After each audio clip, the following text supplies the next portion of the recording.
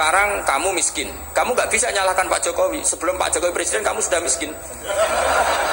Ya, artinya yang memiskinkan itu presiden apa takdir? Takdir. Makanya wa anna ila rabbikal muntaha wa annahu adhaka wa abka wa annahu amata wa ahya wa annahu khalaqaz zawjaini dzakara wal unsa. Jadi kita miskin ya karena kehendak Allah, kita kaya kan semua itu karena Allah. Tapi kita terjebak hukum modern. Nak presiden iki sejahtera, anak iki ora. Ya mungkin secara bahasa syariat mungkin ada benarnya, tapi kita ini kan dilatih ilmu hakikat. Tak ulang malam 13 Dzulhijjah masuk ilmu cek syariat tok. Kok gak pinter-pinter banget cek gobloke kan gitu. Daftar wali kok ilmune ngono iku ora iso. Ini penting saya utarakan. Jadi saya ulang lagi. Makanya di Quran itu ilmu tertinggi diantaranya menurut orang tasawuf qulillah tsumma dzarhum fi khawdihim. Saya itu gak pernah loh takut mati meskipun saya masih muda. Karena saya bayangkan mati itu ya baik-baik saja. Ketika saya hidup ya gak tahu cara ngelola nyawa saya, kenapa kok gak pergi. Kamu tahu caranya ngelola nyawa kamu, kok gak mati sekarang? Gak tahu kan? Tahu-tahu masih hidup kan? Tahu-tahu diutang, semacam-macam lah. Sebenarnya kita zaman hidup pun gak tahu cara ngelola nyawa kita. Cara kerja jantung kita, cara kerja paru-paru kita. Nanti setelah kita mati pun gak tahu caranya hidup gitu lagi. Tapi anehnya kita, mosok manusia sudah dilemah iso hidup lagi. Memangnya kita sekarang bisa hidup karena kita tahu-tahu ya hidup. Ditakdir anak yang melarat, paese elek. Orang lain ditakdir anak Kiai Gus Mulyo. Kita kan tidak pernah bisa milih bapak itu ora iso. Ngerti-ngerti anak Karmen, anak Karlan itu sudah gak tahu. Artinya gini ya, sudah ya Allah, ketika saya hidup ya tidak tahu kenapa saya hidup, pasti engkau yang menghidupkan. Ketika saya mati juga gak tahu kenapa saya mati, pasti engkau yang menghidupkan dan mematikan. Maka saya akan baik-baik saja di akhirat, karena ketika di dunia Tuhannya yang engkau, ketika di akhirat Tuhannya, dan sifat engkau tidak akan rubah, tetap arhamur rahimin. Makanya dulu wali-wali itu kalau mau mati ya santai aja. Saya itu Umar bin Abdul Aziz, itu ulama-ulama dulu, kalau mau meninggal itu kalau keluarganya nangis marah besar. Memangnya mau kemana kamu nangisin saya? Lah kamu kan mau mati.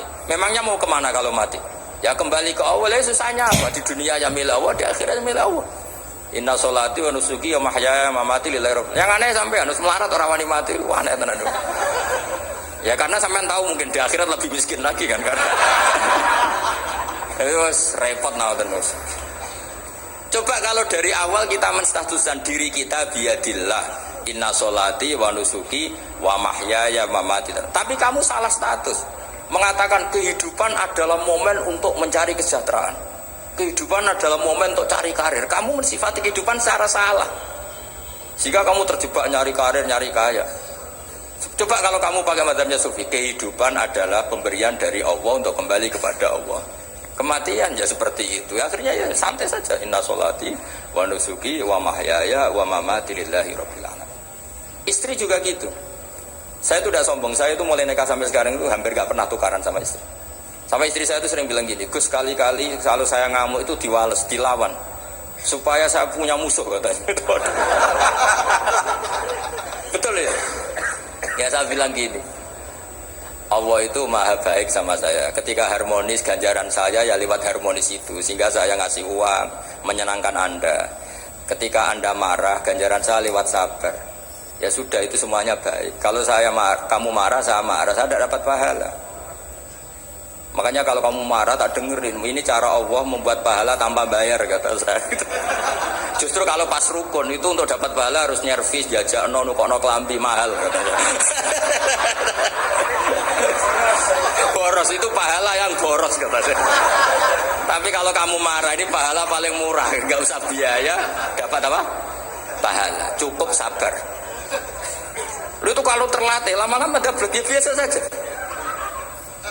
Ulama dulu seperti itu semua. Imam Syafi'i itu pernah ada orang baik sekali sama beliau. Orangnya itu munafik padahal. Tapi kalau setelah keluar dari Imam Syafi'i dia memaki-maki Imam Syafi'i. Suatu saat beliau dikasih tahu orang yang tadi muji-muji jenengan itu di luar maki-maki jenengan. Imam Syafi'i itu guyu. Guyu sebenarnya bukan alhamdulillah. Muridnya kan janggal. Ini dikasih tahu gitu. Alhamdulillah. Kenapa Imam Syafi'i dia kan di luar maki-maki jenengan? Berarti aku wong wibawa ning arepku rawani. Ya, dia anggap enteng saja melihat. Berarti aku wong wibawa ning arepku ora wani. Ya sudah. Terus ketika ditanya, tapi itu kan bahaya bagi Anda karena memfitnah Anda gini-gini. Kata beliau, zaka Allah. Yang kritiknya bahaya itu hanya Allah Ta'ala. Yang lainnya enggak bahaya. Karena ini makhluk dhaif, gak penting. Loh, kamu sampai tersisa dikritik orang karena kamu nganggap makhluk itu penting. Ini gobloknya sampean. Goblok saya gitu. Coba kalau kamu mensatukan makhluk tetap makhluk, kritiknya tidak penting. Selesai kan? Selesai gak? Ini problem Anda ada wali itu, kalau dikritik ya susah. Makanya ada wali itu problem menurut saya. Makanya saya gak ingin gak jadi wali itu gak gitu kan. Karena hanya wali yang hidupnya itu la khaufun alaihim wa lahum yahzanun. Orang dulu tuh semudah itu hidup. Gampang saja. Dulu ceritanya diantara ceritanya manakibnya Sayyid Ja'far Shadiq itu, kalau ada orang memaki-maki dia itu dikirimi hadiah. Kenapa ya? Karena kebaikan kamu telah kamu berikan kepada saya, ini hadiahnya. Sampai malu yang kritik itu. Kan kalau orang ngerasani itu kan kebaikannya dikasihkan sama yang dirasani. Lah kamu kan ngajinya seperti itu, tapi dirasani kok susah. Harusnya kan kasih aja, ditransferi saja. Alhamdulillah. Ya karena kita salah menamain tadi, sing rasani pembenci. Pembenci itu bahaya. Sehingga kamu mereaksi secara serius. Coba kalau kamu pakai hukumnya Allah dan Rasul, pembenci itu pemberi kebaikan. Istri marah adalah pemberi kebaikan. Ada yang berani mulai meraktekan? Latih begitu terus. Insya Allah nanti hidup kamu barokah. Itu disebut wa'allama adamal asma. Dan itu yang diajarkan Rasulullah. Rasulullah itu kalau ngajarkan hidup itu gampang sekali. Allahumma ja'alil hayata ziyadatan li fi kulli khairin wal mauta rohatan li min kulli syarr. Jadi kalau kita hidup anggap saja peluang untuk nambah kebaikan. Kalau kita mati anggap saja akhir dari semua potensi kejahatan kita. Anda sekarang mungkin tidak zina, tapi potensi zina. Anda sekarang tidak korupsi, potensi korupsi. Anda sekarang tidak selingkuh, tetap potensi selingkuh. Lah, Anda saja kalau mati berarti akhir dari segala potensi itu. Alhamdulillah. Makanya saya tuh nggak pernah takut mati. Karena saya misalnya setiap saat mati ya saya nanti akan bilang, ya Allah, ini sudah mau mati berarti mau akhir dari segala potensi keburukan saya. Alhamdulillah. Makanya itu ulama-ulama dulu kalau ada preman mati, saya guys, tonggone ragil muni saya. Wah, preman kurang ajar. Saya guys, tonggone tetap ragil muni saya. Padahal kiai ini muni, saya guys pun mati pun bukan sakit macam-macam nih pasti. Karena dia dengan mati berarti rohatan mingguli syarrin, keburukannya tidak terulang lah. Lah keburukan gak terulang lagi tuh saya apa buruk? Saya. Makanya kiainya minta saya gini niki. Tonggone cek menengai. Saya ge menengai. Makanya suatu saat kalau ada gitu kamu harus bilang apa? Saya pun buatan jahat malih pun mati. Jadi kayak apa coba? Coba sekali-kali statuskan kalau al hayat adalah ziyadatan lana fi kulli khairin.